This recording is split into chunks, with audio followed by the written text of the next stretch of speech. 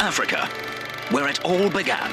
The first fire, the first man to stand up, and the first stand-up man. The stand-up man flourished, bringing joy and a good date night to millions of villagers before he eventually migrated, bringing stand-up comedy here, and here. But oddly, never here.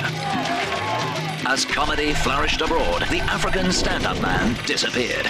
Until now.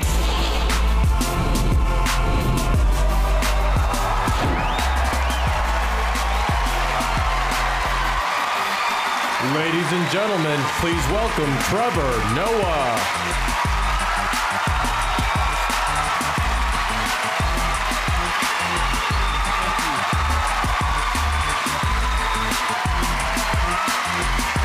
Thumbs up.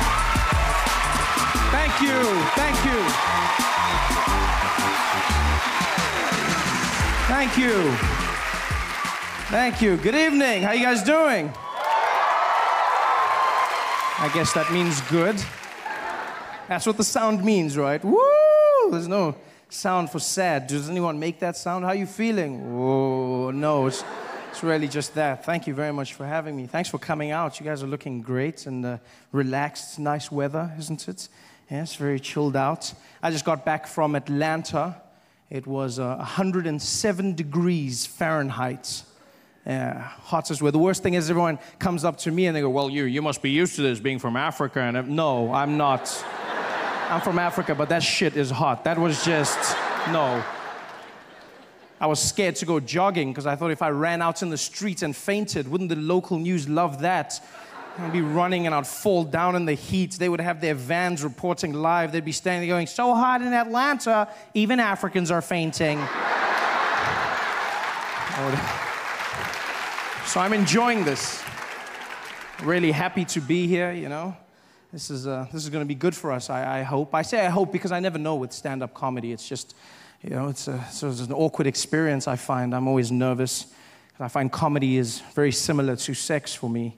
Well, it's exactly like sex when you think about it.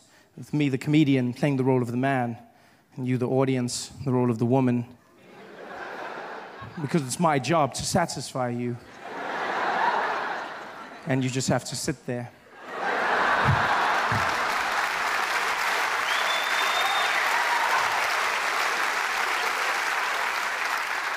And then, just like sex, my success or failure will somehow be determined by how much noise you make during my performance. Which makes it a one-sided affair, I feel, you know? Yeah, I mean, maybe you're the quiet type.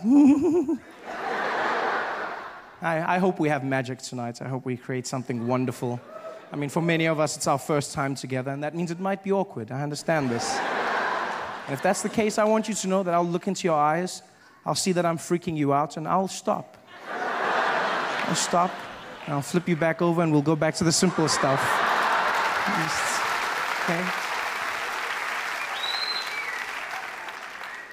I've been in America for a few months now, and I'm really just thrown by the place. It's not what I expected at all. Different from the brochures and the pamphlets. There's many assumptions I had about America before I came here, and I've come to learn that those were wrong.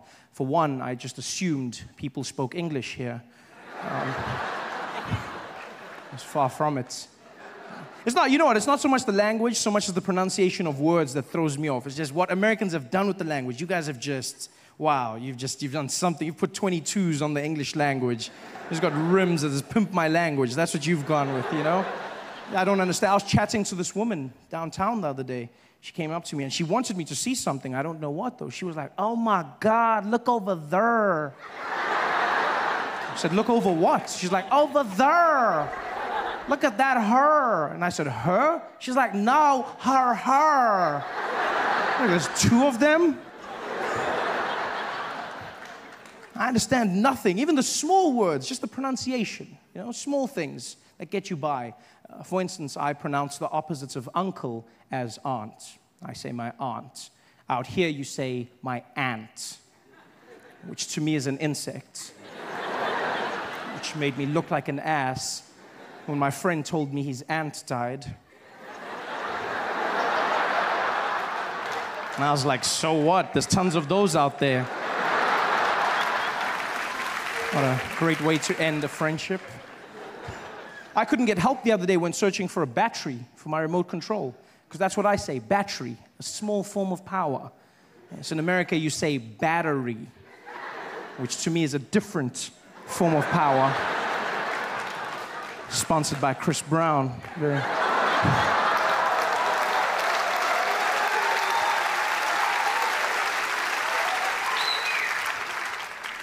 And you know what to understand? We live on different sides of the globe, so it's fine. The language will evolve. This is something I've come to understand. But I hope I change one thing in your hearts forever. Just one thing.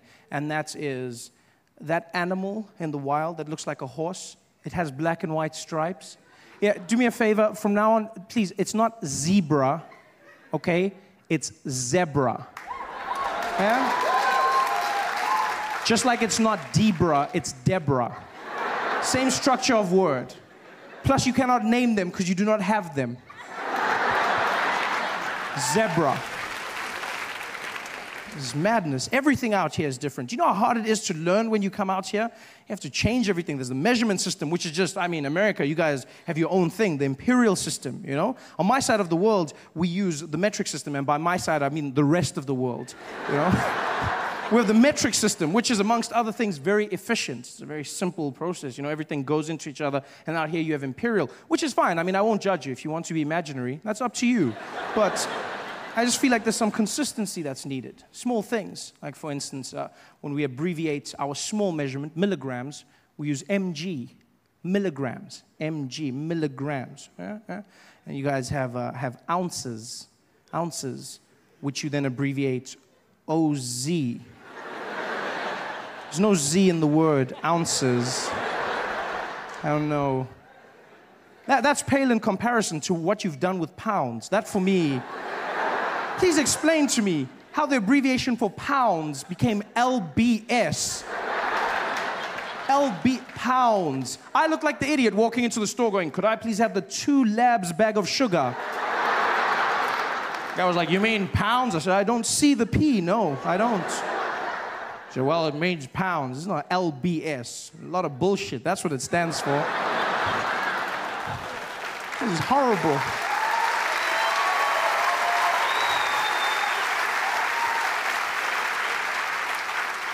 In fact, it's crazy. You do realize the imperial system is so inefficient that even American drug dealers have switched over to metric.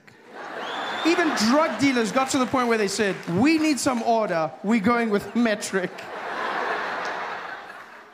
And I honestly thought this was an anomaly. I thought, you know what, this is just one of those things, it's a coincidence, but it's not. Americans do not care about abbreviation nor the English language. They don't give a damn. I learned this in the small things.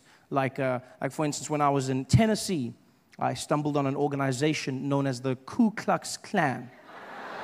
You heard of them? Worst magic show ever. Guy gave me a pamphlet. He was like, come and see the Grand Wizard. Grand Wizard! The Grand Wizard! Didn't do one trick! Not even one trick. I mean, I noticed a few black people disappear, but I mean, that's not magic. You know, that's just Reaganomics. I wasn't impressed by that. Like, where's the magic? I sat there forever. These guys running around in their sheets. Yeah! The KKK, as they're affectionately known. Has nobody bothered to tell them ever that you do not spell clan with a K? Nobody stopped. Even in America, clan is spelt with a C. The Ku Klux Klan, they're the KKC, not the KKK.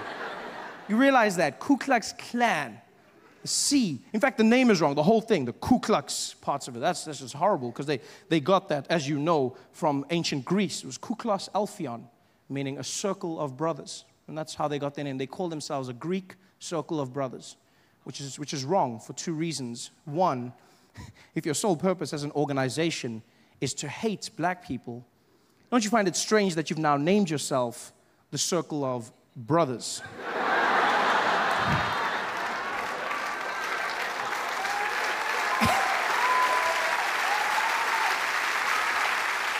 And secondly, do they realize that in ancient Greece, circles of brothers were doing very different things with one another?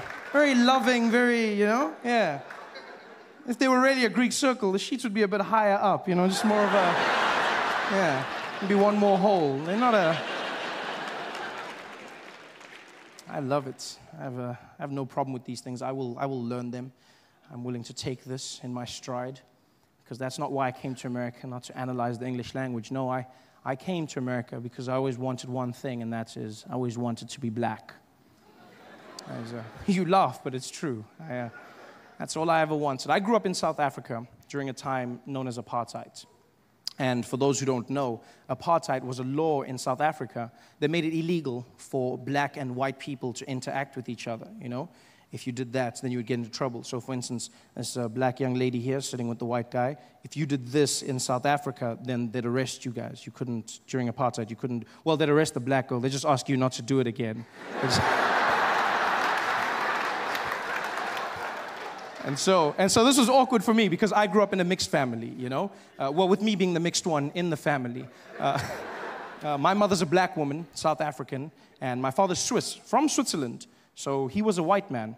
And basically, well, he still is a white man. It's not like he changed. Sorry, I said was, like through hard work and determination, he became black, which is not, that guy's looking at me like, is that possible? It's not, no, sir.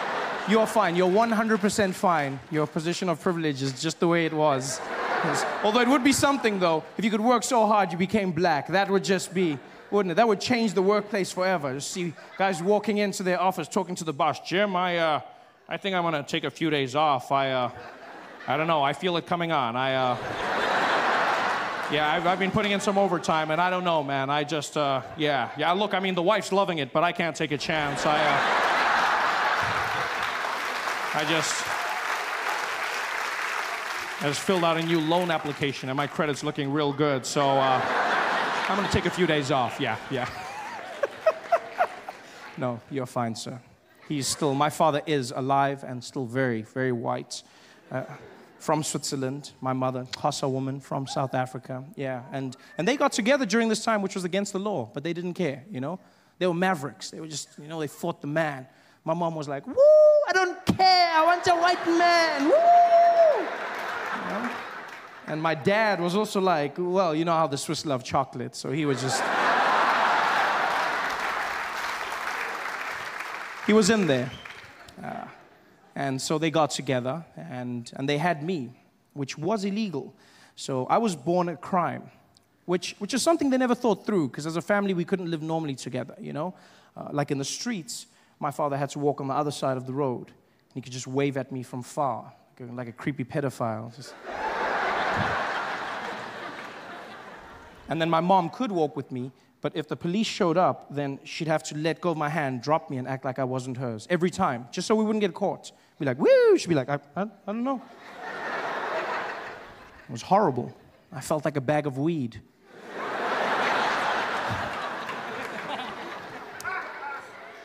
And one of the punishments for this crime was I was never afforded a race. I was never called black. I was never called white. I got horrible names like mixed breed and mutt and half caste, and, you know, it was a horrible time for me. And one fateful day, I'll never forget, I met an American in South Africa, and he said to me, well, you know, Trevor, it's funny you say that, because if you come out to America, they'll label you as black. I said, really? And he was like, hell yeah. Oh yeah, everybody's black out there. And I was like, wow, well, I want to be black. And I found out it's true. Mixed race people are categorized as black in America. Yeah. The only catch is, and nobody tells you this, you have to be liked and successful first. Before then, they say you mixed. You achieve success, and you get upgraded to black. All the famous mixed people do it. Singers, like Alicia Keys and Mariah Carey, yeah? Mixed, but then they say black singers. Sportsmen, like Tiger Woods, mixed, but then they say black golfer. The most famous mixed person on the planet by far, Barack Obama, mixed, half and half, straight down the middle. But then they say America's first black president, which is interesting because when he was running, they called him the mixed candidate. I see how it works. Everyone makes it obvious now. They're like, yeah, Barack, of course he won, of course. It wasn't that obvious when he started. It wasn't. I remember comedians coming out. They used to diss him. Guys would come out on stage and be like, man, how many of y'all seen that crazy-ass mixed fool running for president? Y'all seen that mixed fool running for president? What you gonna see? Ain't no mixed fool gonna be president of the United States of America. Ain't no man, which white people gonna be voting for a mixed fool? Even a black man can't win shit. Even a black man can't. How some mixed fool think he gonna do it out? Man, that mixed fool, that crazy-ass mixed fool. How some mixed fool, that mixed fool? And then he won, and all of a sudden they were like, my nigga.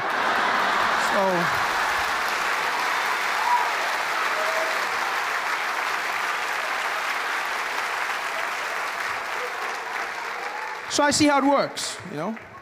I understand. In order for me to become black, I have to work hard at it. And I'm willing to do the time. Yeah.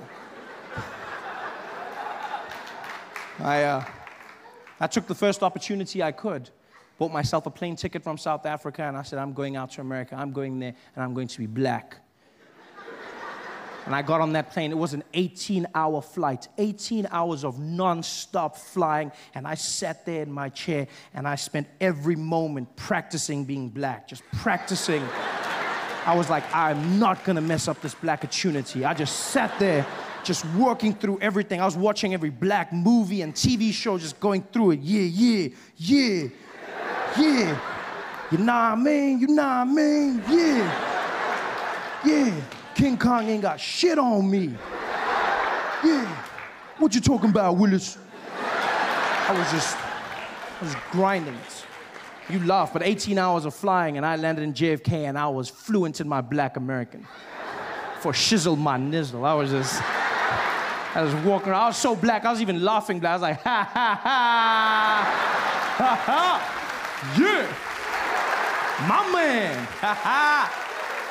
Should have seen me. It was like, oh, this you? That has to be the personification of cool, in my opinion. There's nothing cooler.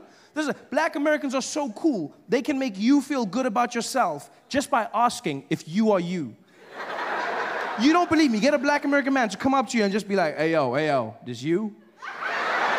Nah, this you? And you'll be like, I think it is.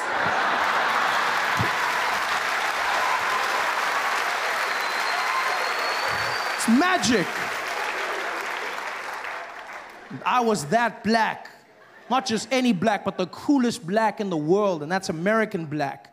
I can say this with confidence, being from Africa. I know black. I'm well versed in the arts of black. I'm from the black factory. I mean it. I've seen every kind of black, from light black all the way to like navy blue black. I know black. And there's no cooler black than American black. Nothing cooler, you know? Because American black people, I mean, you just look at how much they've done to influence modern day pop culture, you know? Small things and the big alike. You look at the music. You've got, you know, jazz, hip-hop, R&B, all black Americans, style of clothing, you know, just this general swag that they've brought to everything. Even small things like walking. I mean, walking is such a mundane activity, isn't it? It's just very... There's nothing cool about this thing. You just move from one place to the next, and pretty much everybody can do it. This is it. There's nothing. And then black Americans came along, and then they just added in that bounce, and then all of a sudden you look really cool. You just, you know, you look like you have a purpose. You've just got that. Yeah, look at this. It's super cool. And it must be hard for an assassin to kill you. Just like. That's why if you look in American history, no black man was ever assassinated whilst walking, ever. So it was when they stopped and said something. Bang! That's when they were, because they got the walk. That's why if you look, Obama, every time he comes out of the jet or makes a speech, he's always just got that little bounce just before. Because in his head, he's like, you never know, you never know, you never know, you never know, you never know. Got the walk. It's a cool walk. And by far, the coolest thing of all is the talk. I've listened to black Americans, and it's the most amazing use of the English language I've ever come across in my life. Because they pay no regard to punctuation whatsoever. Just cruise through sentences. It's fantastic. First time I had a conversation with a black American man was in Baltimore, Maryland. This guy walked up to me after the show. He didn't even walk. He just floated in. Just came up to me and was like, hey, yo, B, hey, yo, let me holler at you for a minute, man. Let me holler at you. I said, okay. He's like, man, I ain't even gonna front, man. I ain't gonna front. I came out here, dude. I ain't even know who you was, man. I didn't even know. I was out here at the show. I bought my girl. We was out there. You came out there. You were doing your thing. I was like, yo, man, I ain't even know they got them yellow bones out there in the motherland, man. I was like, yo, this kid better be funny, man, but I ain't gonna lie. You came out there, you was keeping it coming, keeping it moving. You was just beasting. I was like, all right, man, maybe this kid is the truth, yeah? This kid was doing his thing. He was keeping it out there. I started laughing. My girl was killing herself. I was like, all right, this mofo got flow for show. You know what I mean?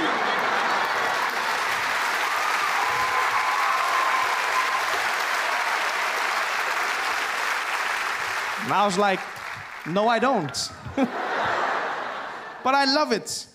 It's the most amazing use of English I've ever come across in my life. Just that one word alone, just the strength of that. Nah mean. Do you know what I mean?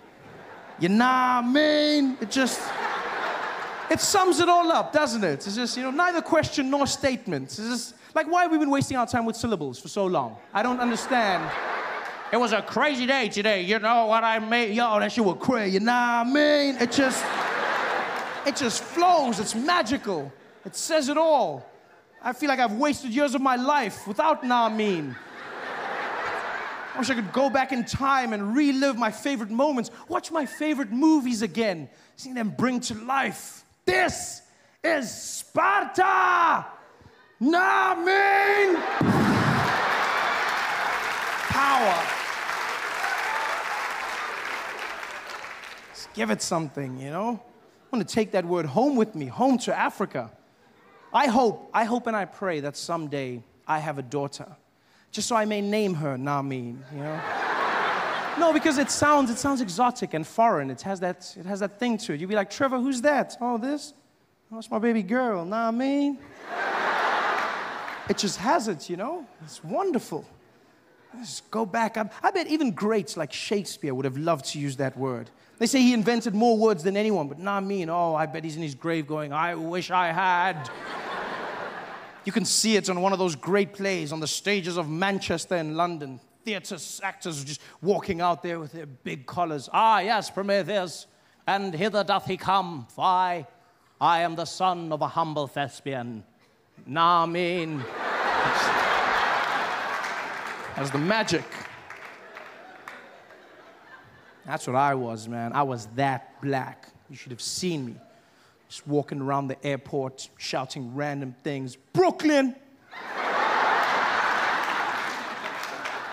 I didn't even know where that was. I was super black. Until some guy came up to me and he was like, Oye, papi!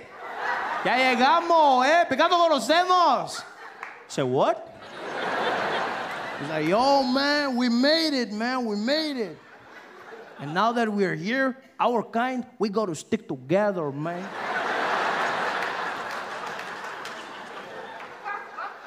Our kind. 18 hours of flying, and I still wasn't black. I was Puerto Rican.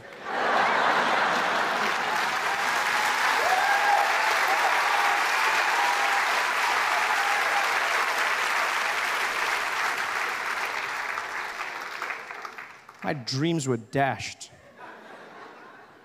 And I thought it was a once-off, but it's not, Go around on the East Coast, places like Miami. Oh, that's the worst for me. Walk around the streets of Miami, and I see people who look exactly like me, and, they see me, I see them. We give each other that look of home, like... Guys come up to me, they're like, hey, ¿qué pasó? ¿Qué para con los celos? Like, whoa. Yo, I don't speak Spanish, man. Guy was like, what? You don't speak Spanish? I said, no, I don't. He's like, you should be ashamed of yourself. I said, no, I shouldn't be ashamed. It's not my culture. I'm actually South African. He's like, South African? Like you were born there? So yeah, my whole life. He's like, Africa? So yeah, he's like, Africa? I said, no, the one next to it. Yes, Africa. He's like, oh, man, you don't look like you're from Africa, man. So what the hell is that supposed to mean? He's like, I don't know. You look like you grew up in the shade, man.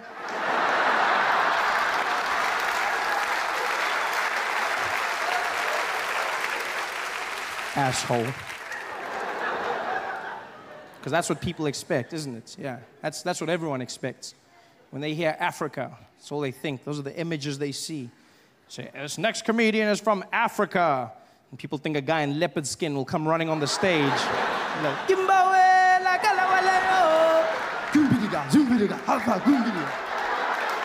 let me tell you monkey jokes. And it's not like that, you know? It's not. I mean, I do have good monkey jokes, but that's not what I'm saying. That's not the point. Just everyone has these images of Africa, and it's not your fault as Americans. I understand that as Americans, like, you don't know much about South Africa. I've realized this in my time here. You don't know much about Africa as a whole, which is, you guys don't know much about anything, but that's not your fault. It's just you guys are so big and America-centric, you know? And you don't get outside images. You don't see anything. In fact, in my time in America, the only thing I've seen of Africa is always those ads. Have you seen those commercials? Those UNICEF ads have you seen those? They're asking you for the money. I hate those ads. They don't even warn you that those things are coming on TV. I was sitting there enjoying myself, watching comedy shows, and the next thing you know, you just see this horrible village. It's just dirty, and there's old rusting buildings, and these sad black people, and I'm looking, I'm like, ooh, where is that? Cleveland?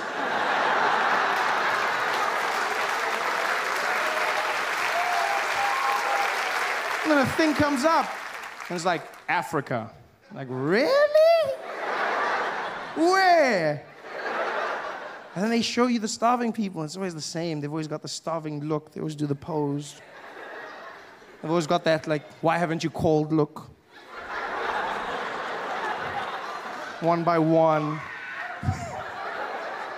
And they show you these people, and there's a starving mother and a starving child, and it's horrible. And then there's a celebrity. There's always, the most important thing is a celebrity who comes out. And they speak for them. You know, that way we'll understand. And the one I saw was Penelope Cruz. She was the celebrity. She's beautiful. Oh, and she came out, and the starving mother and child were there, and Penelope came out. She was next. Well, she wasn't next to them. It was blue screen. But she wanted to be there. She walked out. She pointed, and she was like, this is Africa. Did you know every year more than 5 million children in Africa die of waterborne illnesses and diseases that could have been prevented? You can make a difference in this child's life.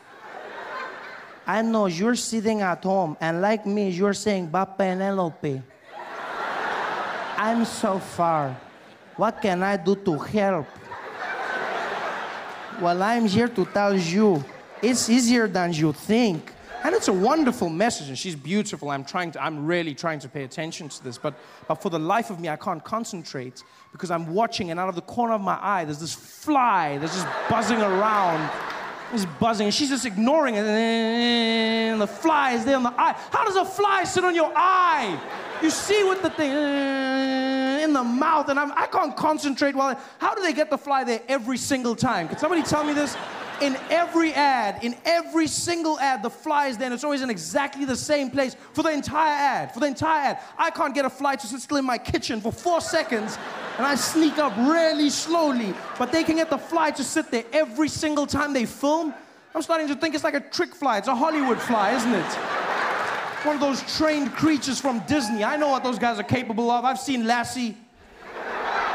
A trained fly. They probably got the fly on lockdown. They're ready. They get everybody together. They got the starving people. They're like, okay, we're ready to shoot. Where's the fly? Here, sir. Here, sir. Come on, boy. Come on, boy. Get it. And stay. Action. Did you know every year more than 5 million children are starving?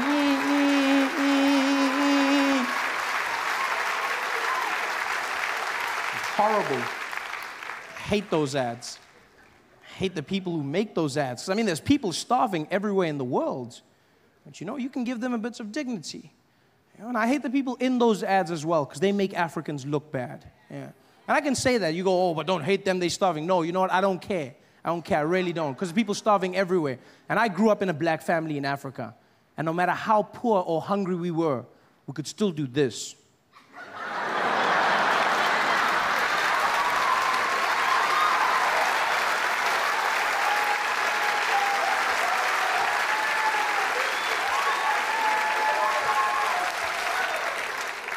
Let's make us look bad. Flies.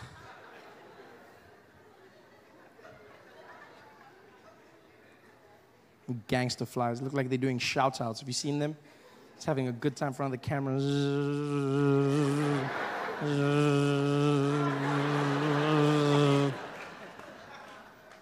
That's the worst thing in the world. But that's all you see out here. That's all you see. Those images of Africa. Where's the world? We see America, you know. We watch your TV. We see your sitcoms and your news alike. We get everything from Idol all the way to Oprah. We love Oprah. We just, you know, yeah, of course. I mean, especially in South Africa, we love Oprah. We love, no, because she gives us a lot of money. So, I mean, we just love Oprah. She came out to South Africa, and she built a school there. She built a school in South Africa called the Oprah Winfrey Leadership Academy. Spent $50 million building this school. Yeah, most expensive school ever built. Most expensive anything, just ever. You know, and those children love her. Like when Oprah comes there, they run out screaming, yeah! Oprah! Oprah! Oprah! Oh, yeah! They just love it, you know? This is a big place for her. And then, you know, it's a wonderful school, state-of-the-art technology, brand new computer labs, state-of-the-art facilities. And then she made the mistake of hiring African teachers, which is not the worst thing. It's just she's had a few issues with discipline at the school. The way the teachers choose to administer the discipline is very different to what Oprah in America believes in, you know. And I blame Oprah. She interviewed them and she said to them, she said, you guys aren't going to spank them, are you? And they were like, no, never, Oprah, never. No, we will not spank them. And she left and they were like, yes, we don't spank. Here we beat. We beat. You don't spank a child, you spank a monkey. Here we beat. And that's what they did. They beat the children. They just beat them, which is horrible. I know I smile. I mean, it's horrible. It's just, I think, in Oprah's school, because Oprah's world is so different. Getting a beating in her school must be something different, you know? See the teacher walk into the classroom with a cane, angry, just walking around. Cynthia, were you talking at the back? No, miss, you were talking. That means you're going to get a beating. But because it's Oprah's school, everybody's getting one. You're getting a beating. You're getting a beating. You're getting a beating. Everybody's getting a beating. Look under your seat. It's a beating. Ah, Oprah.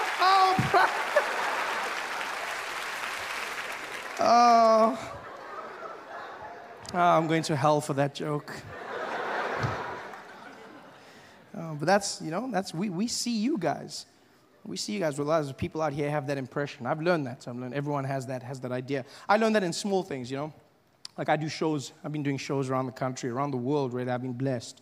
And I remember one day, I'm in LA, and I'm doing a show, and we're sitting backstage, and this comedian comes in to the backstage area, and he's got a list of all the guys that are performing.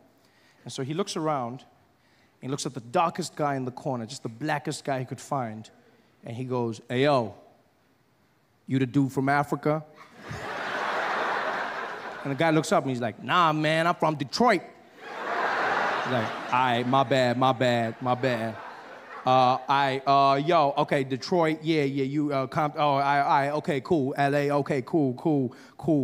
And then he looks at me for a second, does a quick calculation, and he's like, yeah, and then he looks and he goes, yo, where you from, man? I said, I'm from South Africa. He's like, oh, you the dude? Oh, damn, man, damn, I didn't even know they got, you the dude from Africa? Man, I didn't even know they got light-skinned niggas out there, man.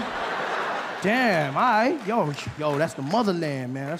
That's the motherland. And all of a sudden, he just started giving me this speech. He was like, man, that's where we gotta be, man. That's the motherland out there, man. Yeah, I got to get out there, man. I got to go home, man. You heard? I got to go home. Man, you tell them, all right? You tell them I'm coming home, all right? And I was like, no, we're not waiting. Because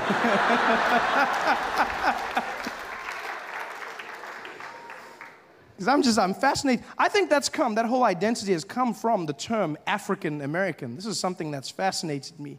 You know, it's the very loose term, African American. Because half of the time you use it for people that aren't even African. You know, just use it as long as you're black, they go African American. But what if people aren't from Africa and they're still African American? You know, there's people from the Caribbean, from Haiti, from Jamaica. You know, they call it, yeah, African American. Guy's like, no man, I come from Jamaica, I know I'm from Africa. I ain't never been there before, man. He's like, you want to stay? African American, man. Yeah. The prefix to American has become as important as American itself. I thought it was just American, but it's not. No, it's very important. You have the prefix. You know, you have African American. You have others like Latin or Mexican American. You have Asian American. You have the most interesting for me was Indian American, which I learned about during Thanksgiving. Indian American. And then I was told I'm no longer allowed to say this. He said, I now have to say Native American, which is redundant, is it not? Because if somebody's a native of the land they're still in, should you not then just call them American? How does that work?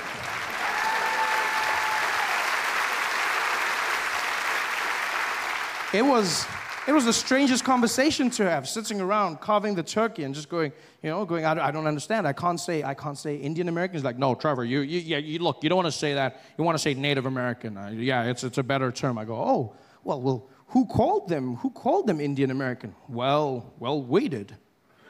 Oh, I see. And then who changed it? Well, we did. I see. And you guys feel bad, son? Yeah, much better. Much better. This is the craziest thing in the world, changing it, you know? The prefix. And I mean, I don't mean to offend anyone. As Americans, I hope I see some guys looking at me like, okay, move on, guy, move on. Yeah. Because that's the one thing, because the one thing I noticed is white people in America, you never got the prefix. What happened there? You guys got left out? Oh, that's horrible. And it's a first.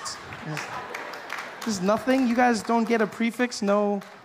Sir, you don't want one? No? Just American? No? Euro American? No? Although, I mean, to be honest, Europeans would be like, no, they are not from us, please. No. No culture, they are not European. So then I get Anglo from the British. Anglo-American, is that more? No, you don't want Anglo. I don't know, Anglo-colonial American, is that? Imperial American? Death Star American? No, I'm kidding. I don't know. I'm still searching for the answer. My two favorites so far have been, I was traveling in the South, and a gentleman shouts it out. He said, "You can call us Super American." So, very well. And my favorite was a man in Atlanta who looked at me and he said, "Why don't you call us Honky American?" And I'd never heard of that term. I'd never heard of the word honky before. Because isn't honky the same thing you use for like your car? That's like, and the thing that clowns use, honk, that's honky. That's the most honky American. That sounds like a bad children's character for white imperialists, It's like there's Barney, there's Ronald McDonald, and there's honky. This is like, he's coming out singing to all the white kids, it's honky, he's gonna teach you how to be white honky, it's honky. Remember kids, white is right, it's honky. It's the craziest thing ever, honky. I really don't, please don't get offended. If you're American and you're offended, I really hope that I'm not offending you. I mean this because I am scared of you. No, really. The world, you don't understand. The world is shit scared of America. Like America, because you guys, you've been fighting wars since World War II? You guys haven't stopped. Like America, no, it's true. America's just like the most badass. America's like that really buff guy on the beach, just like not messing around, just walking around. Just like, you do not mess with America. It's like, if America catches you building a sandcastle, like, what are you doing? No, America, it's not what it looks like. It's like, The only time people build sandcastles is when they're gonna attack. Stop that. Is that a bucket? No! you know? America's like, yeah, America's that super, because you guys have the best army in the world, and you say, America's that big guy that walks down the hallway, and the rest of the countries just stand on the side. Just like, don't make eye contact, don't make eye contact, don't make eye contact, don't make eye contact. And as America walks past, like, America's like, what was that? What was that? Iran, did you fart? No, America, I'm sorry. Yes, I fart just a little bit. I'm sorry, America.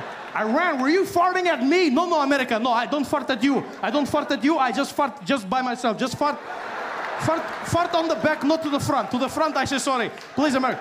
Iran, was that a nuclear fart? No. Not nuclear fart, just beans. Lots of beans fart. Beans. No nuclear, America. Please. I'm gonna come in there. No, don't come in, America, please. Just fart. I'm sorry. It's just, you know, it's just, we're afraid of you. Don't understand. The whole world is afraid of you guys, you know? Because you guys have been fighting, and for a lot of good in the world as well. Don't get me wrong, you know. That's why you guys are so proud of your troops. Yeah, like the troops, right? You guys love the troops. Give it up for the troops. Yeah.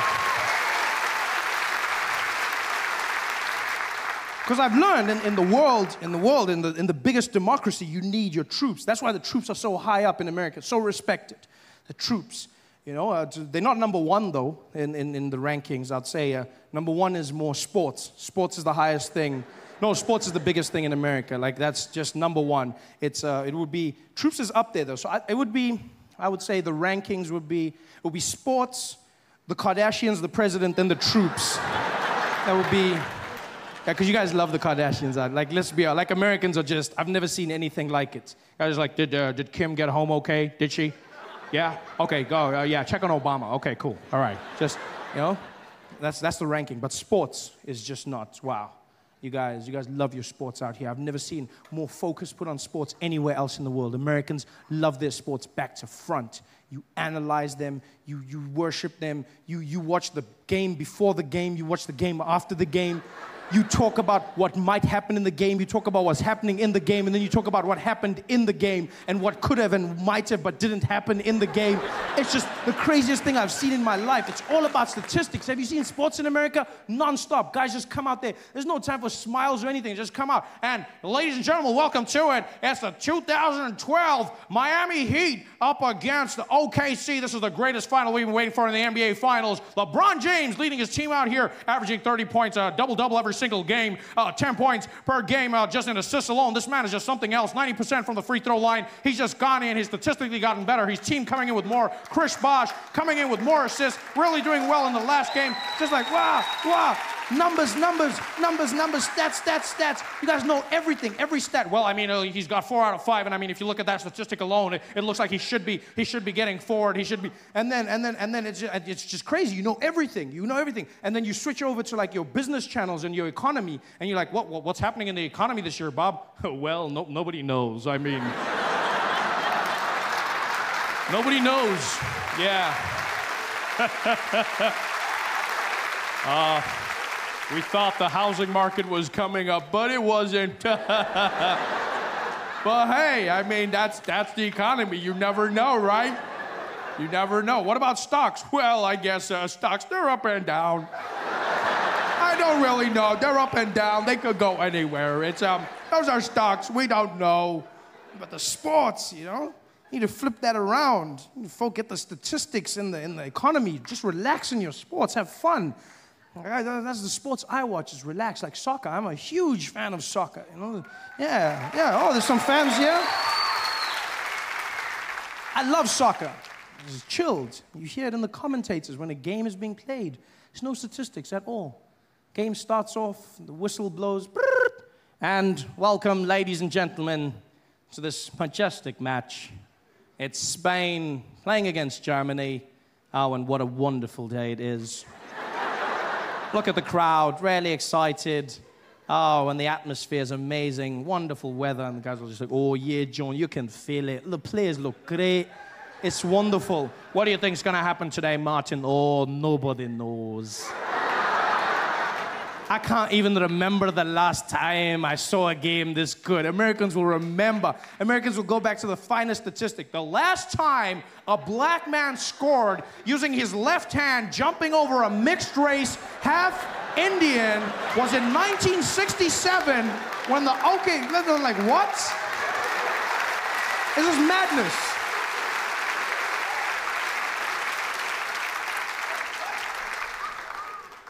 It's all about action in the sports as well, you know? As much action as possible. That's all about action in America. You guys are so action-focused, you will take the ball away from the other team if they do not give you enough action. I've never seen that in my life. That's a horrible way to bring people up. You go to the other team, you go, hey, you guys, you take the ball, and you've got 24 seconds to get the ball in that net. 24 seconds! And if you don't do it, we're gonna give the ball to the other team. You hear me? We're gonna give the ball to the other team. Yeah, we know there's a lot of black guys. You try to get past them. That's up to you. Go! 24 seconds later, bah! You guys, you try. All about action, you know? Because America's different. It's different from the rest of the world. And you don't really know how different America is, though, until you get here. That's the one thing I will say. You know, you think you know. But then when you land in America, in your airports, that's when you know this place is different. Because American airports, unlike airports everywhere in the world, which have a certain level of joy and just all-around happiness, American airports, they're like concentration camps. It's just, you know, it's just people walking barefoot in single file.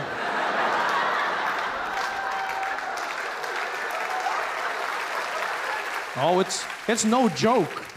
There's even signs that say, no jokes. You're like, really?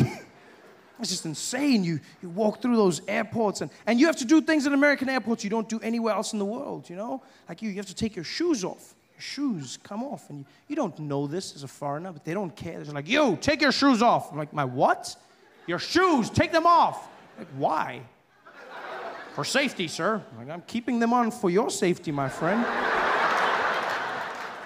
You don't do this anywhere. I remember flying into Dubai one year, and as we get into the airport, this woman, an American woman, started taking off her shoes and those guys. I mean, you must understand, when you're in the Middle East, as a woman, you're already a sin.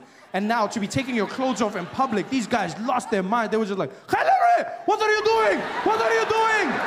Yo, what are you doing? She's like, I'm taking my clothes off. They're like, no, what are you doing? She's like, I'm taking them off. Why are you taking your clothes off? She's like, so the machine works. She's like, no, this is a machine, not your husband. You don't need to get naked. Put your clothes on and walk through, you whore. You don't do it anywhere else. But then you come out here, you have to take off your shoes and you have to take your jacket off to walk through the metal detector. And they are mean about it. They will shout to you. They're like, you, take it off. And you don't know what to take off. You don't take it off anywhere else, so you don't know what to take off. So you're like, you, take it off. Take what off? Take it off, sir. Take what off? Take it off now. What? Your clothes. Take them. My clothes? And now you're standing there, this man shouting at you, telling you to take your clothes off. You feel like a child in a Catholic church. It's horrible. It's just, you're just standing there. I mean, I understand the need for security, but they don't need to shout at you. At least, if they tried to be nice, maybe if they chanted instead of shouting, instead of take it off, if they were like, take it off, you'd be like, yeah, woo, security, safe and sexy. They don't. This is a harrowing experience as you come in. And the worst is when you have to go through passport control. Oh, as Americans, you don't feel the pain. But as a foreigner, it's a whole different game. As Americans, you walk through to the U.S. citizens line, and they welcome you back like you on some secret mission. And you're just like, welcome home, sir. You know? When you're a foreigner, you have to wait in a super long line, and then they tease you. The line goes right to the front, and then it comes back, and and you finally get there, and you have to wait for that, and they're standing there, and the guys are like, sir, come on. Sir, step forward. Step forward, sir. Step forward. Forward. And forward, back, behind the line, sir. Back. Get back, sir. Get back. It's a stress. You're standing there, and now you have to answer questions. Horrible, like you don't understand. It's the stress, Standing there and you don't want to get any of the questions wrong, because just like school, they'll send you back. So you stand there, and you have to answer them into a microphone that's placed strategically low, almost so that you have to bow to the American as you answer every question of his. I ask you these questions you feel like you know the answers to, but when you're there, I mean, I just handed the man my passport, to which he replied, "Is this you?" Never before have I felt so much pressure to look like myself. I was like, I was younger then. It's horrible. And then he starts rattling them off. It's your first time in the United States of America, sir? Yes. Your first time, sir, is that correct? Yes. Sir, what is the duration of your visit out here? I'm going to be here for 6 months. 6 months, sir? Is that correct?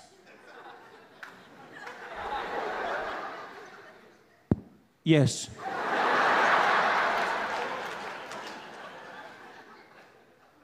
Sir, what is the purpose of your visit in the United States of America? I'm here for holiday. Holiday, sir? Yes. Which one? My one. Could you elaborate, sir? Holiday. Yeah, what do you mean holiday, sir? You know, like holiday, like, woo, woo, woo. Yeah, holiday. Yeah.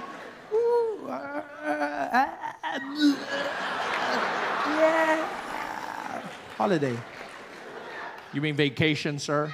Ah, battery. Yes, of course. It's horrible. You finally get in, you know? You relax, get in, try and learn. I'm trying to learn America day to day. Got myself a place out in LA. That's why I've been staying for a few months. Live out in California in a wonderful area called Pasadena.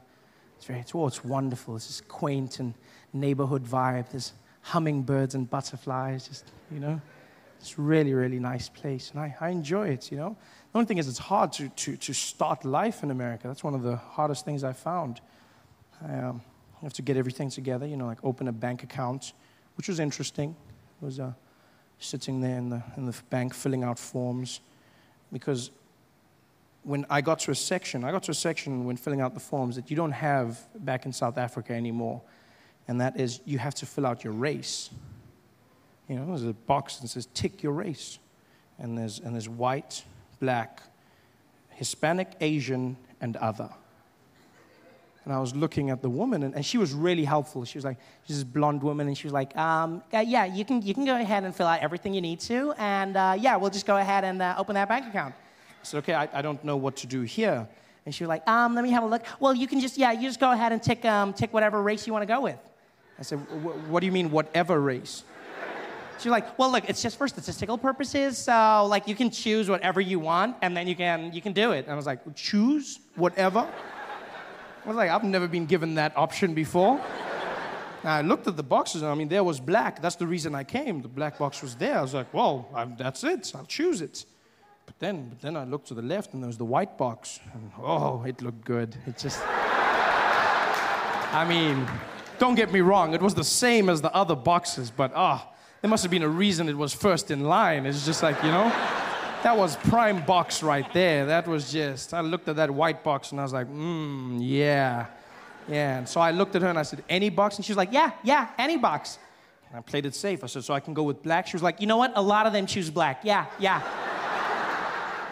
And so just because she said that, I looked at her and I said, no, you know what? I'm white. I'm going with white. And then she did this thing that I've come to learn as the reaction of white liberal women in America. Whenever they hear something or see something that they can't truly comprehend, they don't agree with it, but for fear of being judged, they internalize their emotions. And then they almost have like this malfunction, like a robot. I don't know if it's amazing to see. Because as soon as I said white, I said, I'm going with white. She went, I'm sorry, did you say white? I said, yes, white. I'm white. She was like, oh, okay, okay. Like white? Yeah.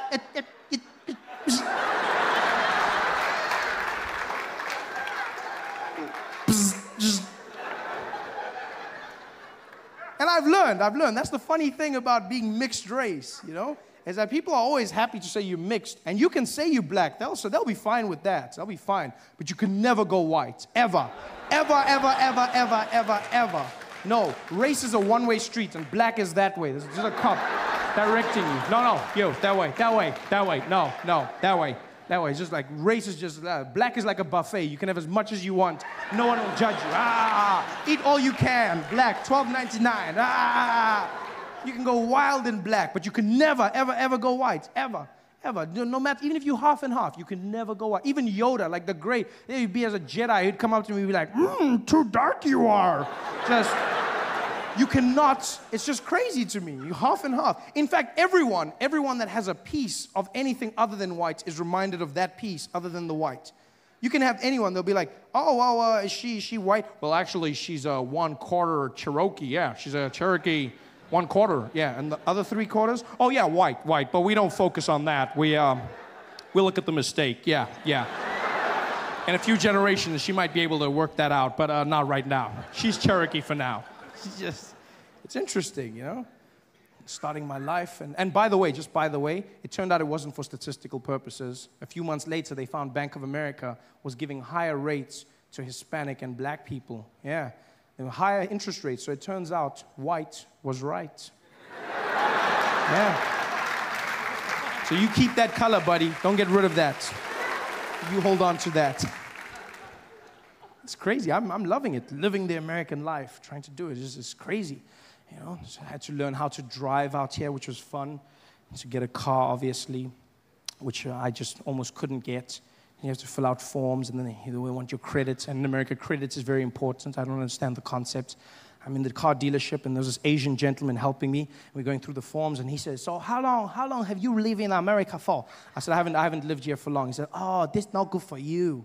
This not good for you." I said, "What do you mean?" He says, "No, you cannot lease car in America unless you've been here a long time, because then you don't have credit, okay? You don't." I said, "Well, I've got the money to pay for it." He said, "Yeah, that's not the point, okay? That's not the point. In America, okay, in this country, we want credit, okay? Our country focus on credit. If you got good credit, you can buy anything. We don't care about money. We want credit." I said, "Well, credit is the assumption that you can pay back the money." He's like, no, that don't count here, okay? In our country, you have good credit, you can buy anything, okay? You got good credit. He's like, our country. And I was like, look, I hate to be rude, but when you say our country, do you mean our because you live here now, or our because the Chinese own it? And he was like, it's a bit of both, okay? Yeah, but no credit for you, no car. Okay, goodbye. I had to just buy myself a car, you know, this is a horrible thing, drive around. And that's the worst thing, driving in America, wow. On the other side of the road, you feel like a rebel, you know, until you see the other cars coming, and then it's not so much fun. You know how many times I did that, just going to the wrong side? And don't trust movies. It's not easy to do that whole thing. No, people don't just drive, and no, they stop. They just look at you and go, "What are you doing?" In the movies, you drive past. "What are you doing?" Aren't you supposed to? No, they don't drive. They just wait for you to turn around, and the street is so small. You're doing one of those turns, just watching them in your shame, just like it's horrible. I had to practice for months. It was the worst. I remember I drove into a street once. I thought I'd learned. It had been months. I'd been doing it well, and then I turned into the wrong way, and I saw this little old Asian lady driving towards me, and I was like, "No!" And there was nobody else, so I swerved the car around. I was like, "Whoa!" I was like, "Yeah! Hero!" And I drove, and there were 50 cars coming this way. And I was like, "You bitch!"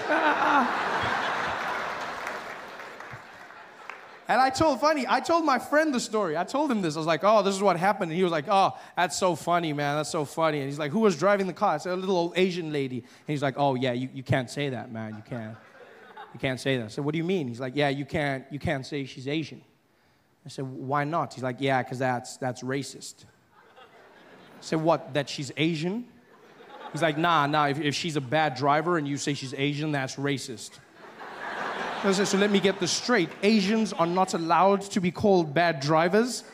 Is this not racism in itself? Everyone else is allowed the world of bad drivers. But if I'm driving on the freeway behind an Asian person and they're swerving around, and I go, "This bad driver, you drive like crap." And I pull up next to them, I'm like, "Oh, no, sorry.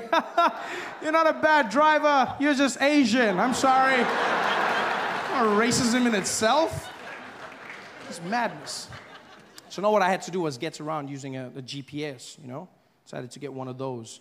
First, I tried to be a cheapskate. I thought, oh, get a phone with a GPS. That was a horrible mistake. Bought myself one of those iPhones with Siri. Oh, your assistant, she talks to you. She listens to you. If you're American, she doesn't understand one word I say. I don't understand why. I speak English, and they're talking to her. Doom, doom. She's like, "What do you need?" I'm like, "Siri, please call Peter." "You want pizza?" No, cancel. "Siri, I need pizza." "You want pizza?" "No, Siri, I want pizza, not pizza." "You want pizza?" No, Siri, what's going on here?" "You want to, Siri, Peter, Siri, you're not making sense. Siri, are you having an attitude with me? You tell me. I don't know what the hell is going on here. Siri, just listen to me. I don't know. What do you mean you don't know? Siri, just, bitch. Dialing mom. What the hell? This is horrible. I had to buckle down and buy myself a real GPS to get me around, which has been working like a charm. If you don't have a GPS, you get yourself one. It's the best thing you'll ever do. Just don't make the mistake I made and buy it from Craigslist. I bought one off Craigslist, and the guy who sold it to me didn't tell me that it was a Spanish language GPS, which was not so good. I didn't understand anything she says. Look, I still get around because the arrows are in English, thank God. But otherwise, it was just horrible. And I hated it the first few days, and then I fell in love with her. She's just, you know, I don't understand why more Americans don't speak Spanish. It's such a sexy language. I'm sitting there, and like all the men in here, you want to feel like a man. You get yourself a Spanish GPS. Oh no, you don't understand. Traffic never sounded sexier. It's just like, I just punch in random destinations and she guides me around. She's like, "Dum dum. Si que toco de que para conocí. En 200 metros sería la de la cha." And I'm just like,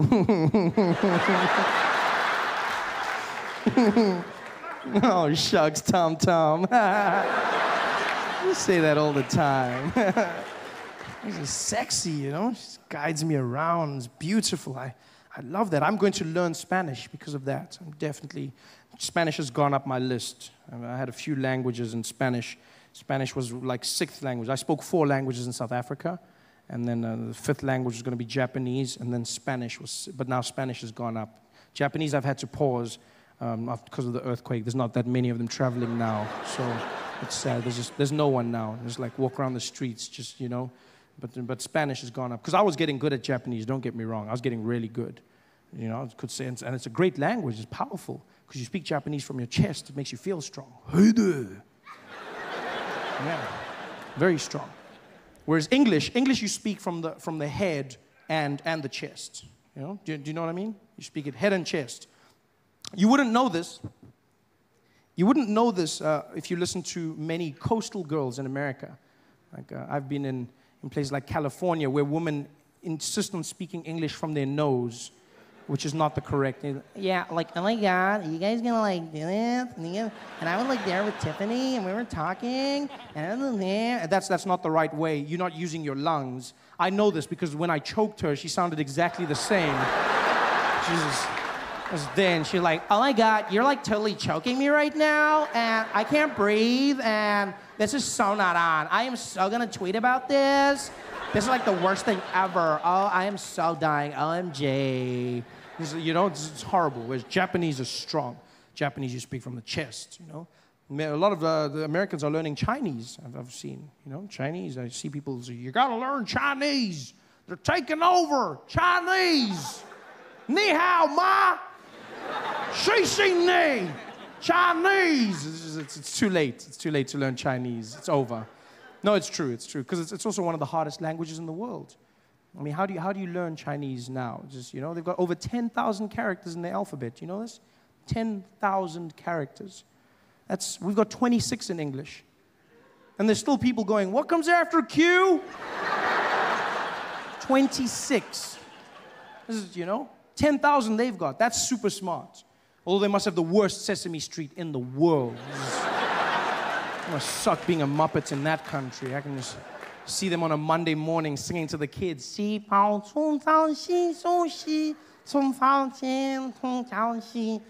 years later, it's just horrible. Horrible. Japanese is easier. 3,000 characters and a stronger language. I mean, everything in Japanese is strong. Even the greeting. Konnichiwa. Power. Thank you. Domo. Arigato. Power. Yes, that's a great language. You can say other things as well, like kujire gambare, which means good luck, dolphin. Granted, not very usable in everyday language, but it works, I guess, it works. I could also say other things like, niwa torigaita, which means, look, the chickens are running around. You laugh, but I've used this successfully on many occasions. By many occasions, I mean once. I was in an airport, standing at the baggage carousel, and this Japanese guy came and he stood next to me. And we're standing there, and I look at him, and I've been waiting for years to speak Japanese. I was super excited. I was like, what? This guy's Japanese. And he's like, I can hear you. I said, oh, sorry, I thought I was thinking. Are you Japanese? He's like, yes, I am a Japanese. I was like, oh, konnichiwa. He's like, oh, konnichiwa. Pleasure to meet you. I said, oh, domo arigato. I said, oh, arigato mashita. You speak very good Japanese. I was like, oh, yeah. So I looked over and I went, kujire gambare. I'm not a dolphin. But thank you for the good luck. I was like, I can't believe this works. I looked over, I was like, oh, niwa torigaita. He was like, I don't see the chicken everywhere. You speak a very strange Japanese. Where did you learn? I said, I learned in all different places, all over my life. Why do you speak English with a Japanese accent now? I don't know. I get carried away. You freaking me out. I'm freaking out too. You guys have been so much fun, man. Thanks for hanging out. Thanks for coming to the show. Good night. Thank you.